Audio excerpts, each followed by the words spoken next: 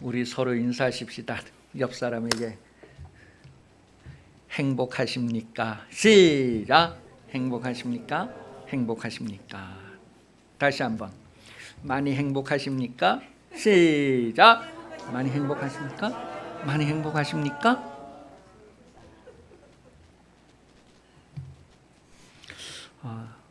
행복하십니까?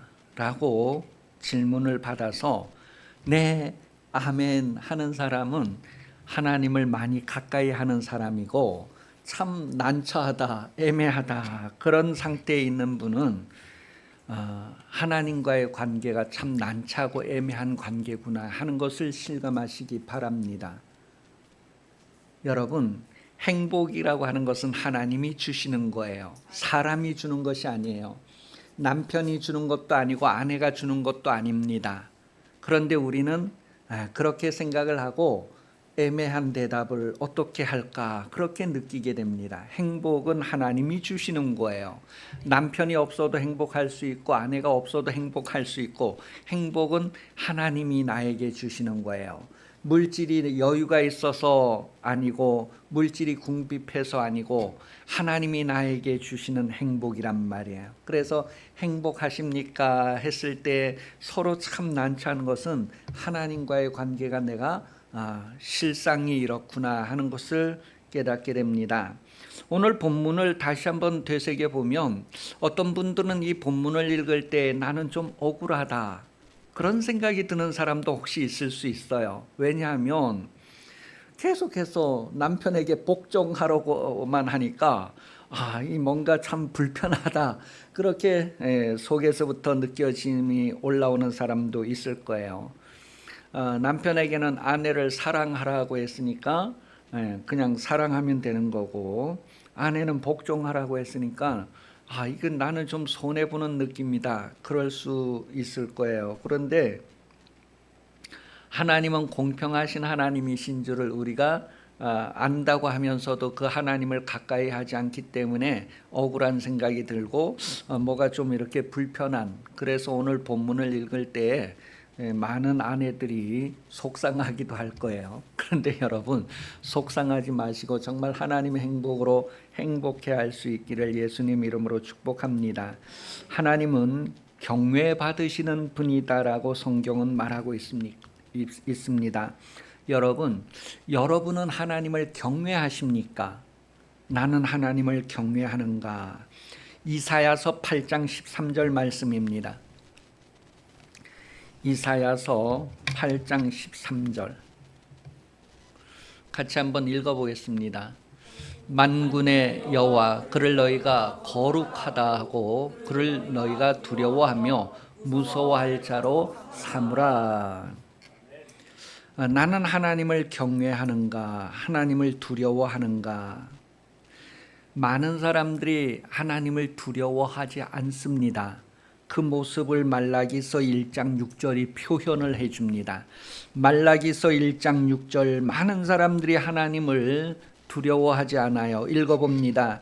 내 이름을 멸시하는 제사장들아, 나 만군의 여호와가 너희에게 이르기를 아들은 그 아버지를, 종은 그 주인을 공경하나니 내가 아버지일진데 나를 공경함이 어디 있느냐? 내가 주인일진데 나를 두려워함이 어디 있느냐? 하나 너희는 이르기를 우리가 어떻게 주의 이름을 멸시하였나이까 하는도다. 말라기서 1장 6절 말씀은 많은 사람들이 하나님을 두려워하지 않는다는 거예요. 하나님을 경외하지 않는다는 거예요. 하나님을 두려워하지 않는 사람들의 특징, 하나님을 경외하지 않는 사람들의 특징이 무엇인가를 말라기서 1장 6절에서 7절을 통하여서 확인을 하게 됩니다. 하나님을 두려워하지 않는 사람들의 특징, 한마디로 얘기하면 예배를 실패하고 있다는 거예요. 예배를 실패하는 인생, 하나님을 두려워하지 않기 때문이라는 거예요. 나는 예배를 성공하는 삶을 살고 있는가? 다시 한번 읽어봅니다. 말라기서 1장 6절 7절 내 이름을 멸시하는 제사장들아, 나 만군의 여호와가 너에게 이르기를 아들은 그 아버지를, 종은 그 주인을 공경하나니 내가 아버지일진대 나를 공경함이 어디 있느냐? 내가 주인일진대 나를 두려워함이 어디 있느냐 하나.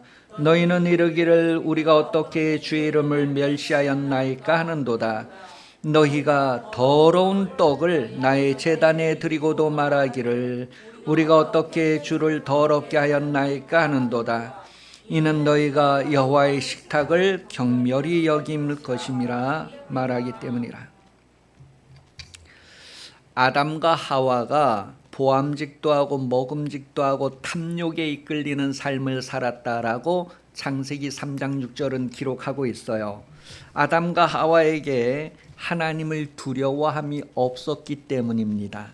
아담과 하와가 하나님을 두려워함이 있었다면, 하나님을 무서워함이 있었다면, 하나님을 경외함이 있었다면 보암직도 하고 먹음직도 하고 탐심이 막 일어날 때에 육체의 이끌림을 거절했을 겁니다.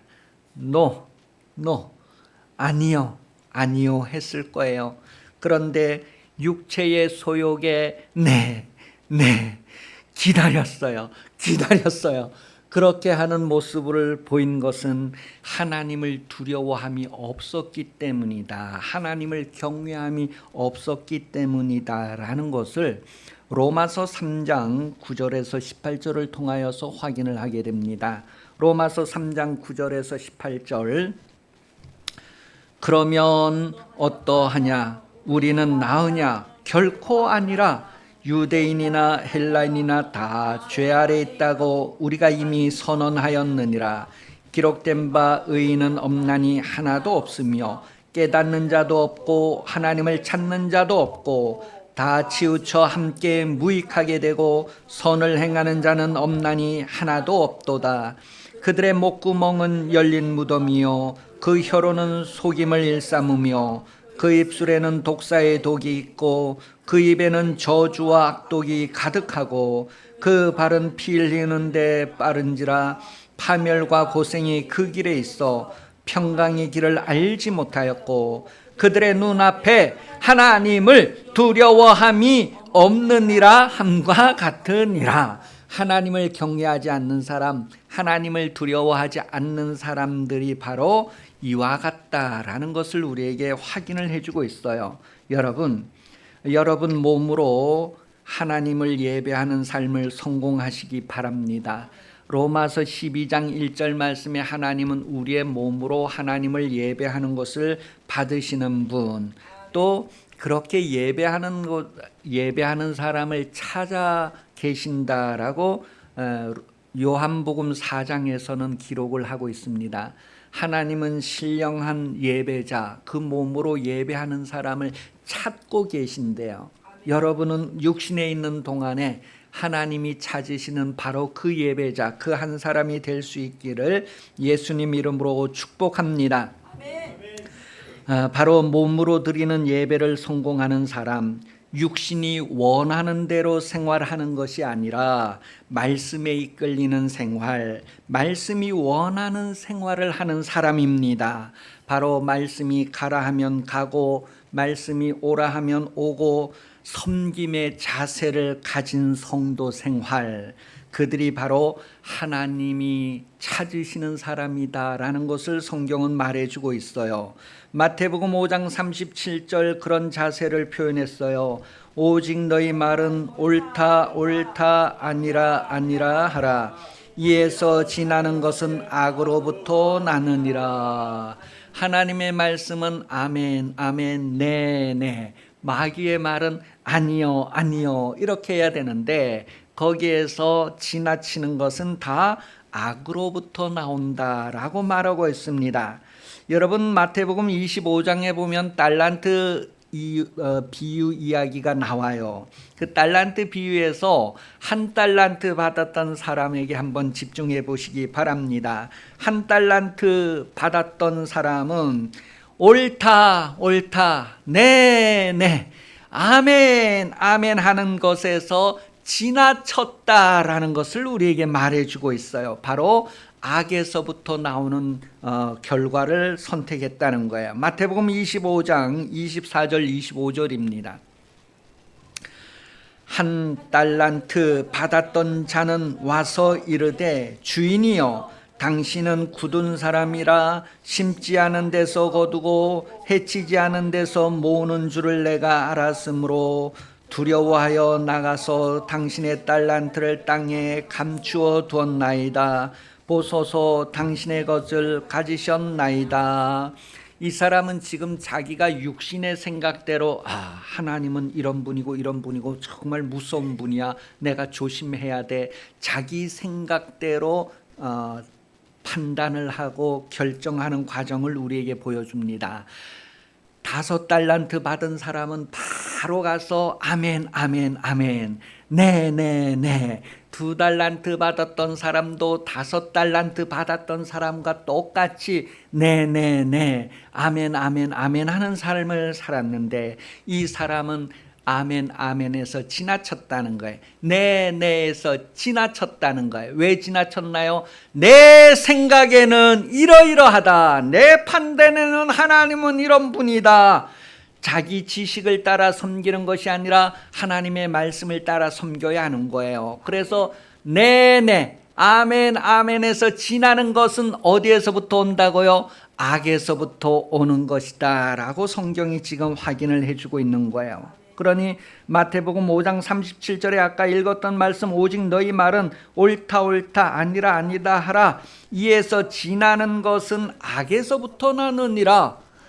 이 사람은 자기 기준을 가지고 신앙생활했어요. 하나님의 말씀을 순종할지 순종하지 않을지도 자기 생각 판단을 따랐어요. 하나님의 말씀을 들을 때에 아멘 아멘 하지 않는 것은 다 악에서부터 온다는 거예요. 여러분 자신도 모르게 여러분이 하나님의 말씀에 아멘 아멘 하지 않는 삶에 익숙하지는 않은지,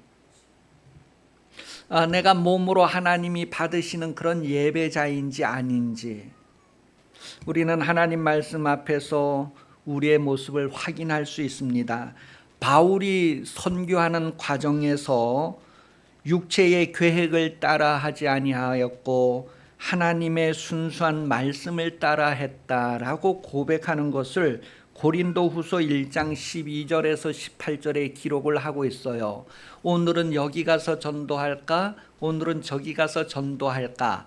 그렇게 정하는 것 하나까지도 바울이 육신의 판단을 따라서 여기 사람들은 이렇고 저기 사람들은 이렇고, 날씨는 이렇고 교통은 이렇고 시대는 이렇고, 자기 판단에 따라서 오늘은 이리 갑시다 저리 갑시다 하지 않았대요. 하나님의 말씀에 이리 가라 하면 이리 갔고 저리 가라 하면 저리 갔대요. 바울이 그런 고백을 한 것을 고린도후서 1장 12절에서 18절 시작. 우리가 세상에서 특별히 너희에게 대하여 하나님의 거룩함과 진실함으로 행하되 육체의 지혜로 하지 아니하고 하나님의 은혜로 행함은 우리 양심이 증언하는 바니 이것이 우리의 자랑이라. 오직 너희가 읽고 아는 것 외에 우리가 다른 것을 쓰지 아니하노니, 너희가 완전히 알기를 내가 바라는 것은 너희가 우리를 부분적으로 알았으나 우리 주 예수의 날에는 너희가 우리의 자랑이 되고 우리가 너희의 자랑이 되는 그것이라.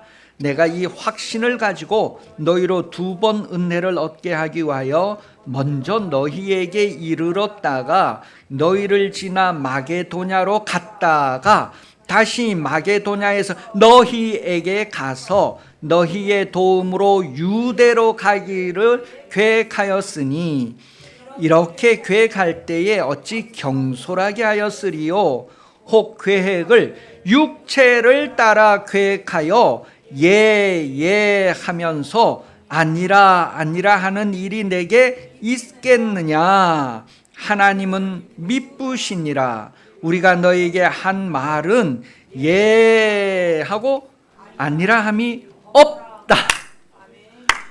바울은 그의 선교 여정을 수정하고 계획하는 데 있어서도 자기들 마음대로 수정 계획한 것이 아니라 하나님의 말씀에 네만 했다는 것을 표현해 주고 있어요.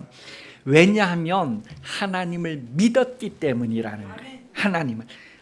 이 날씨를 믿은 것도 아니고 정치를 믿은 것도 아니고 사회 경제를 믿은 것도 아니고 자기들의 주머니를 믿은 것도 아니고 하나님을 믿었기 때문에 하나님께서 왼쪽으로 하면 왼쪽으로, 뒤돌아서 하면 뒤돌아서, 어디를 먼저 그렇게 하면 거기를 먼저, 그렇게 네네 했다는 것을 확인을 해주고 있어요.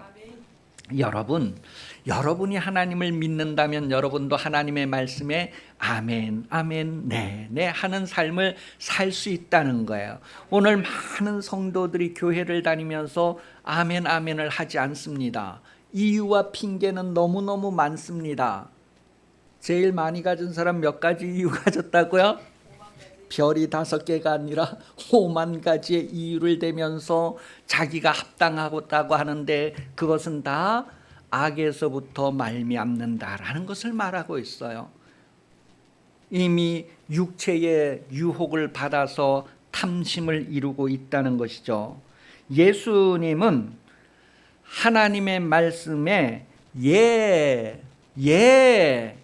아멘, 아멘만 하셨다. 그렇게 고린도후서 1장 19절 기록하고 있습니다. 고린도후서 1장 19절 시작. 우리 곧 나와 실로아노와 디모데로 말미암아 너희 가운데 전파된 하나님의 아들 예수 그리스도는 하고 아니라함이 되지 아니하셨으니 그에게는 예만 되었느니라. 하나님 안 됩니다. 절대 안 됩니다. 지금 사정은 이렇습니다. 하나님이 육신이 아니라서 몰라서 그렇지 제가 더 잘합니다. 육신은 육신이기 때문에 더 잘합니다. 이렇습니다. 절대 그렇게 하지 않았다는 거예요. 네네 아멘 아멘만 했다는 거예요. 그러기 위해서 쉬운 게 아니었다. 그러기 위해서는 예수님도 육체에 계실 때에 심한 통곡과 눈물로 기도하며 하나님의 뜻을 순종하게 되었다라는 것을 히브리서 5장 7절은 기록하고 있어요. 또한 마태복음 26장 39절에서 겟세마네 동산에서 기도할 때에도 온 힘을 다하여서 막 기도하면서 하나님의 뜻을 순종하게 되었다라는 것을 말해요. 여러분도 육신에 있으면서 이와 같이 기도하지 않으면서 하나님의 말씀에 네네 하고 있다고 착각하지 마시기 바랍니다. 여러분 하나님의 말씀에 네네 아멘 아멘 하기 위해서는 정말 우리가 육체의 소욕을 이기기 위해서 얼마나 기도해야 되는가, 아주 전심으로 기도해야 되는가, 힘쓰고 애써 기도해야 하는가를 우리에게 말해주고 있습니다. 그러니 기도할 때는 막 거룩한 척 고상한 척하고 막 이렇게 기도할 것이 아니라 정말 내가 모든 것을 다하여 하나님 앞에 힘쓰고 애써서 부르짖고 기도하는 그런 아주 간절함이 있어서 하나님의 뜻이 우리 육신에 아멘 아멘 하여질 수 있도록 아주 고기를 이렇게 말렸는데 그것을 먹기 위해서 부드럽게 하기 위해서 막 이렇게 때려야 되는 것처럼 여러분 기도하는 과정을 통하여서 하나님 앞에 부드러워진 여러분, 온유하고 부드러운 여러분이 바뀌어진다는 것을 기억하시고 육체의 소욕이 살아있는 한 그것을 기도하면서 부드럽게 한 상태로 하나님의 말씀을 언제든지 네네 아멘 아멘만 하는 그런 과정을 이루어 갈 수 있기를 예수님 이름으로 축복합니다. 아멘. 이삭은 하나님을 경외하는 삶을 살았습니다. 창세기 31장 42절에 보면 이삭의 아들이 누구죠? 야곱이에요. 너무 쉬워서 야곱이가 아버지에 대하여서 표현한 내용이에요. 읽어봅니다. 시작. 창세기 31장 42절. 31장 42절 다시 한번 시작. 우리 아버지 하나님이 아브라함의 곧 이삭이 경외하는 이가 나와 함께 계시지 아니하셨다면 내가 son께서 이제 나를 빈손으로 돌려보내셨으니 나라하되 하나님이 내 고난과 내 손의 수고를 보시고 어젯밤에 삼손을 책망하셨나이다. 이삭은 그의 아들 야곱이가 인정하는 하나님을 경외하는 삶을 살았습니다. 여러분, 아버지의 가장 가까운 데서 아버지의 삶을 바라보는 사람이 아들인데, 그 아들이 바라보기에 이삭은 하나님을 경외하는 사람이었다라는 거예요. 창세기 26장 1절에서 6절을 보면 이삭이 하나님을 어떻게 경외하는가를 그 아들이 이렇게 알 수 있는 과정을 표현해 주고 있어요. 이삭이 하나님을 이렇게 경외했습니다. 아브라함 때에 첫 흉년이 들었더니 그 땅에 또 흉년이 들매 이삭이 그랄로 가서 블레셋 왕 아비멜렉에게 이르렀더니 여호와께서 이삭에게 나타나 이르시되 애굽으로 내려가지 말고 내가 내게 지시하는 땅에 거주하라. 이 땅에 거주하면 내가 너와 함께 있어 내게 복을 주고 내가 이 모든 땅을 너와 내 자손에게 주리라. 내가 내 아버지 아브라함에게 맹세한 것을 이루어 번성하게 하며 이 모든 땅을 내 자손에게 주리니 내 자손으로 말미암아 천하 만민이 복을 받으리라. 이는 아브라함이 내 말을 순종하고 내 명령과 내 계명과 내 율례와 내 법도를 지켰음이라 하시니라. 이삭이 그랄에 거주하였더니. 그래서 농사짓고 100배의 복을 받은 내용이 이제 그 다음에 쭉 소개가 되어지는 거예요. 여러분, 아브라함 때에 흉년이 들었어요. 아브라함이 어떻게 했죠? 애굽으로 내려갔었어요. 그래서 다시 하나님이 가나안 땅으로 올리셨어요. 또 이삭이 때에 흉년이 들었어요. 이삭이 무엇을 보았을까요? 이 흉년이 들 때에는, 가뭄이 올 때에는 조상들에게서 내려오는 경험상 이렇게 피해야 된다. 그런 것들에 따라서 그렇게 하려고 하다가 하나님이 나타나서 반대되는 말을 하는 거예요. 애굽에 내려가지 말고 여기에 머물러라. 그랬을 때 이삭은 조상들로부터 내려오는 그런 경험을 따른 것이 아니고 자기가 육신에 보고 배운 것을 따르는 것이 아니고 하나님의 말씀을 따르는 거예요. 그것을 보고 야곱이가 우리 아버지 이삭은 하나님을 경외하는구나. 가문보다도 하나님을 더 두려워하는구나. 하나님의 말씀에 목숨을 거는구나. 그렇게 우리 아버지는 하나님을 경외하시는 분, 그렇게 고백하는 내용을 성경이 우리에게 나타내주고 있어요. 그렇게 해서 이삭이 가나안 땅에 머물면서 하나님께서 아브라함에게 한 약속이 이삭에게 그대로 전달되는 것을 다시 확인해 줍니다.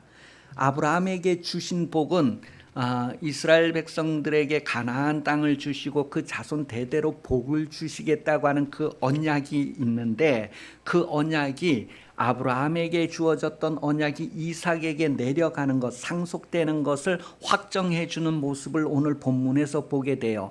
너희 아버지 아브라함이 나를 경외했다는 거예요. 그래서 내가 그에게 이런 복을 약속했다. 그런데 너도 나를 경외하면 이 복이 너에게 그대로 상속되고 그대로 실현이 된다. 그런데 너가 나를 경외하지 않으면 아브라함에게 약속한 복을 너가 받기에 합당하지 않기 때문에 너가 제외된다. 그런 것들에 대한 판단이 나타나는 본문이에요. 그런데 이삭은 하나님을 경외하는 자였다. 그렇게 성경이 우리에게 확인을 해줘요. 그러면서 아브라함이 어떻게 하나님을 경외했느냐 할 때 5절에 보니까 이는 아브라함이 내 말을 순종하고 내 명령과 내 계명과 내 율례와 내 법도를 지켰다. 그렇게 아브라함이 하나님을 경외했다는 거예요. 이삭이 하나님을 경외하는 삶을 살았다는 것을 그것은 바로 아버지 아브라함의 영향을 또 이어받았다는 거예요. 아브라함이 하나님을 그렇게 경외하는 것을 이삭이 보고 그대로 하나님을 경외하는 삶을 살았다라는 것을 성경이 우리에게 말해주고 있습니다. 아브라함이 하나님을 경외하는 모습에 대하여 창세기 22장 12절은 기록을 하고 있습니다. 아브라함이 어떻게 하나님 경외했다고요? 시작. 사자가 이르되 그 아이에게 내 손을 대지 말라. 그에게 아무 일도 하지 말라. 너가 너 아들 너 독자까지도 내게 아끼지 아니하였으니 내가 이제야 내가 하나님을 경외하는 줄을 아노라. 와, 아브라함은 그렇게 하나님을 경외했대요. 이삭이 칼 맞을 뻔하는 삶의 실제적인 과정에서 우리 하나님은 나보다도 하나님을 더 두려워하는구나, 나보다도 하나님을 더 경외하는구나, 그것을 실감을 했을까요? 안 했을까요? 그렇게 실감을 하고 아주 생활에서 교육을 철저히 받았던 이삭도 하나님을 경외하는 삶을 살았다. 그것을 야곱이가 보고 우리 아버지 이삭은, 우리 할아버지도 말할 것 없지만 우리 아버지도 하나님을 무서워하는 삶을 살았다, 하나님을 경외하는 삶을 살았다라는 것을 표현을 하면서 자기도 그와 같은 삶을 살 수밖에 없다는 것을 표현을 해줍니다. 그래서 아브라함의 하나님, 이삭의 하나님, 야곱의 하나님이라고 불리움 받는 것을 하나님은 부끄러워하지 않으셨다는 것을 아주 명예를 걸고 나타내주고 있어요. 여러분, 하나님을 경외하는 가문을 상속하기를 예수님 이름으로 축복합니다. 이전은 어떻든 여러분이 하나님을 그렇게 경외하고 여러분 그렇게 자손들로 하나님을 경외해서 여러분에게 약속된 복이 그대로 상속되어지는, 세상의 복이 아니라 하나님께서 보장해 주는, 약속해 주신 그런 복이 상속되어지는 가문이 되시기를 예수님 이름으로 축복합니다. 경외라고 하는 것, 하나님을 경외한다 했을 때 경외라고 하는 것은 두려움이 있어야지만 거룩하게 된다는 것을 우리에게 말해줍니다. 왜 하나님을 경외하라고 했느냐 하면 거룩하게 되게 하시려고 우리를 하나님 경외하라고 계명을 주신 거예요. 누구든지 이 땅에서 하나님을 경외하지 않으면 거룩할 수가 없습니다. 누구든지 하나님을 두려워하지 않으면 거룩하게 될 수가 없어요. 고린도후서 7장 1절입니다. 고린도후서 7장 1절, 왜 하나님을 경외해야 하는가, 두려워해야 하는가? 우리가 거룩하게 되기 위해서다라고 말합니다. 시작. 그런즉 사랑하는 자들아, 이 약속을 가진 우리는 하나님을 두려워하는 가운데서 거룩함을 온전히 이루어 육과 영의 온갖 더러운 것에서 자신을 깨끗하게 하자. 왜 육체의 소욕을 따르고 육체의 욕심을 따르고 보암직도 하고 먹음직도 하고 육체가 원하는 것을 선택할까? 왜 악에서 나오는 영향을 따라 행동할까? 하나님을 두려워함이 없기 때문이라는, 하나님을 경외함이 없기 때문이라는 거예요. 왜 하나님을 두려워하고 경외해야 할까? 거룩하게 되기 위해서라는 것을 말해주고 있습니다. 육신의 소욕이 아니라 성령의 소욕을 따르는 삶을 살아야 한다는 거예요. 하나님을 경외하는 남편이 되어야 하고 하나님을 경외하는 아내가 되어야 합니다. 남편도 아내도 하나님을 경외해야 됩니다. 죽기까지, 죽도록. 그런 부부가 오늘 본문 5장 1절에 보면, 에베소서 5장 1절에 보면 피차 복종하는 부부다, 그렇게 표현을 했어요. 여러분, 남편도 아내에게 복종하고 아내도 남편에게 복종하고 피차 복종하래요. 언제까지 복종을 해요? 죽기까지 복종하래요. 죽도록 복종하래요. 서로가. 그것을 오늘 본문 5장 1절, 에베소서 5장 1절에서 얘기해줘요.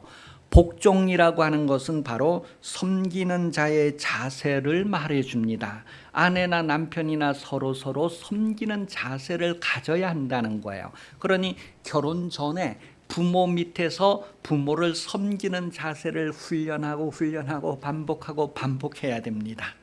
그래서 이제 부모를 떠나서 훈련받은 대로 섬기고 그렇게 될 수 있다는 거예요. 그런데 그 훈련이 안 되어서는 다 섬김을 받고자 합니다. 다 손해를 안 보려고 합니다. 자기의 유익을 위해서 결혼을 하게 됩니다. 자기 육체의 욕망을 위해서 결혼을 하게 됩니다.